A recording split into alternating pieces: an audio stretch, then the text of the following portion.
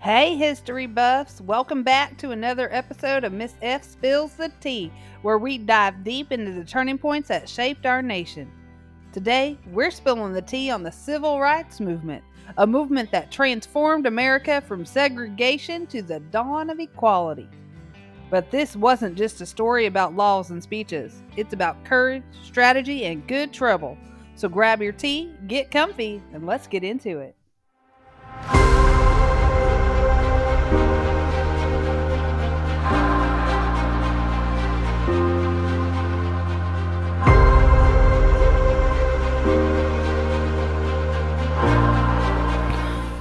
Before we dive into the action, let's set the stage.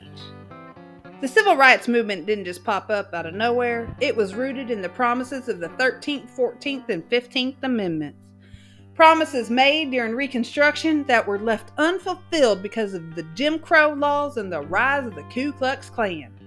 Jim Crow laws enforced racial segregation in every aspect of life, from schools to buses to voting booths. The segregation wasn't just a social custom, it was the law, upheld by the Supreme Court in the 1896 Plessy v. Ferguson decision. This ruling established the doctrine of separate but equal, giving legal backing to segregation and discrimination that lasted for decades. This ruling enforced racial inequality and justified public segregation in schools, transportation, and even public restrooms. But despite these setbacks, the fight for equality continued, and that's where our story of resistance begins. If you haven't already, check out our episode on early civil rights court cases. It's a must watch. It covers Sweat versus Painter, which challenged the separate but equal doctrine before the landmark Brown versus the Board of Education ruling. Those legal victories laid the groundwork for what is about to come. Ready to spill some serious tea? Let's go. It all started on December 1st, 1955 in Montgomery, Alabama. Rosa Parks, a black seamstress, refused to give up her seat to a white man. But here's the tea.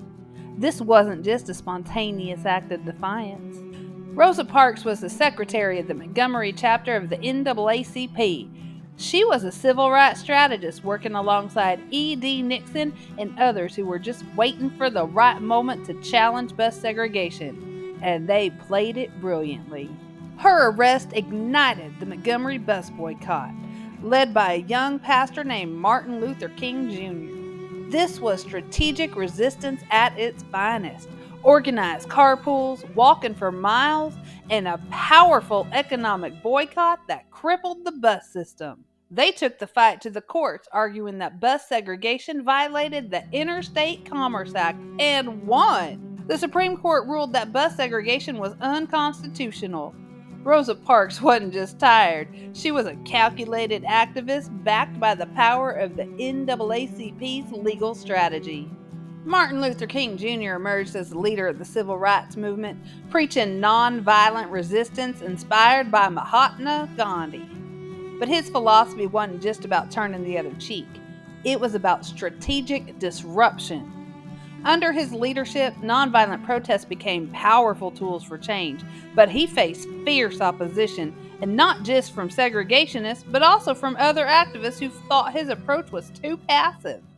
Stay tuned for our upcoming video comparing MLK's nonviolence with Malcolm X and the Black Panther's more militant approaches. You won't want to miss this one. Subscribe and turn on notifications. In 1963, King and the Southern Christian Leadership Conference, or the SCLC, targeted Birmingham, Alabama, the most segregated city in America. The violent response was broadcast nationwide, shocking the conscience of the nation. From his jail cell, King wrote his powerful Letter from Birmingham Jail, where he argued injustice anywhere is a threat to justice everywhere. It wasn't just a letter, it was a call to action, justifying civil disobedience against unjust laws. Talk about powerful words spilling serious tea. On August 28, 1963, over 250,000 people gathered in Washington, D.C. for the March on Washington for Jobs and Freedom. It was one of the largest demonstrations in U.S. history. Martin Luther King's I Have a Dream speech wasn't just poetic, it was strategic. But here, I'll let you have a listen for yourself.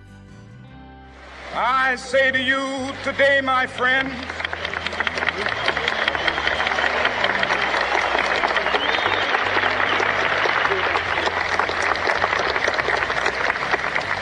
so even though we face the difficulties of today and tomorrow, I still have a dream. Yes. It is a dream deeply rooted in the American dream. I have a dream that one day this nation will rise up and live out the true meaning of its creed. We hold these truths to be self-evident, that all men are created equal. By invoking the Declaration of Independence, he tied civil rights movement to America's founding ideals. The speech moved President John F. Kennedy to publicly support civil rights legislation. And when Kennedy was assassinated, President Lyndon B. Johnson took up the mantle, signing the Civil Rights Act of 1964. Johnson famously said, "We shall overcome," echoing the movement's rallying cry. But the fight wasn't over yet. Next up was the battle for voting rights.